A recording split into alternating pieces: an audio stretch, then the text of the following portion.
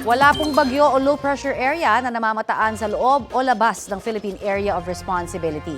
Sa kabila po niyan, mananatiling maulan sa ilang bahagi ng bansa ngayong Martes. Ayon sa Pag-asa, asahan ang katamtaman hanggang malalakas na ulan sa Cagayan at Aurora. Habang matitinding ulan naman ang mararanasan sa Isabela.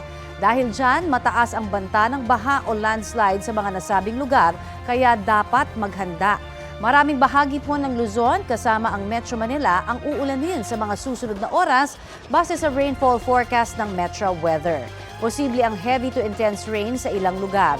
Hanging amihan ang magpapaulan sa Northern Luzon, shear line naman sa ilang panig ng Central Luzon, habang mga local thunderstorm ang maaasahan sa iba pang bahagi ng bansa ayon sa Pag-asa. Sa bahagi naman ng Taal Volcano, posibleng muli ang mga pag-ulan.